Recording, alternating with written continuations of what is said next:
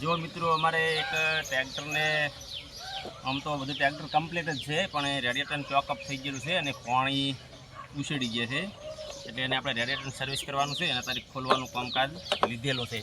પછી જો અમુક મિત્રો કોમેન્ટ મારે છે, કોમેન્ટ ના મારતા જુઓ કે મશીન રિપેરિંગ કરો, ટ્રેક્ટર કે ગેરેજમાં મેલો કરું, એવું કંઈ કહેતા નહીં. અને આપણે તો બધું કામ કરવાનું, ટ્રેક્ટરનું કામ કરો, મશીનનું જે મળે તે કામ કરી લેવાનું હોય. અને આ જો ટ્રેક્ટર બતાવો, આ બાજુ ટ્રેક્ટરે પણ ખોલેલું પડ્યું છે અને રેડિએટર ખાલી સર્વિસ જ કરવાનું છે. બીજું ટ્રેક્ટરમાં કોઈ તકલીફ નથી, રેડિએટરમાં ભરાઈ ગયો છે.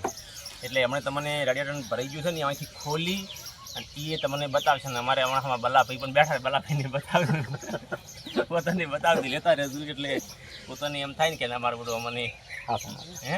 અને રેડિએટર ખોલવાનું કામકાજ ચાલુ છે. અને ટ્રેક્ટરને તો આમ બીજી તો કોઈ તકલીફ છે જ નહીં, પણ ગરમ થતું હતું એના માટે.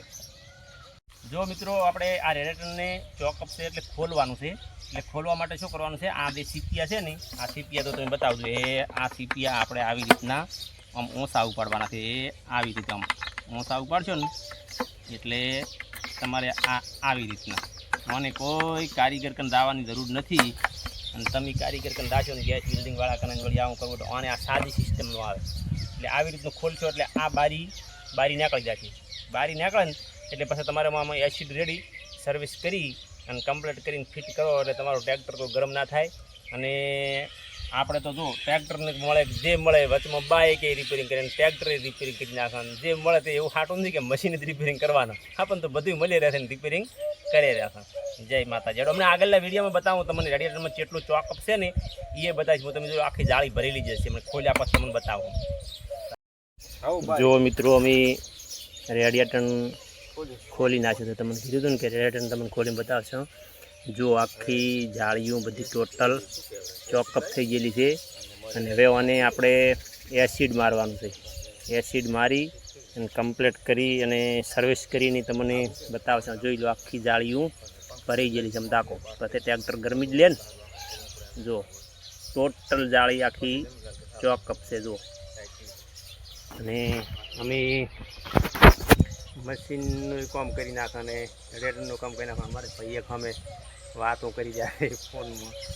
અને હવે તમને અમે આખું સર્વિસ કરીને બતાવશે કે તમે જોઈ લો અમારું સર્વિસ થઈ ગયું ને આખી જાળીઓ ખુલી જશે ને એ તમને બતાવી દે. અમે જો મિત્રો અમારે રેડિએટર ચોકઅપ હતું, સર્વિસ કામકાજ ચાલુ જ છે. જો સર્વિસ કરવામાં આવી રીતનું બધું આવું કરવું પડે છે. જો એસિડ લાવ્યું હતું, એસિડ પહેલું ભર્યું. હવે આ પટ્ટી કહાં રાખે મોંથી અંદર બધો કાટ કાઢી કમ્પ્લીટ કરી અને આખું પછી ફિટિંગ કરવાનું છે.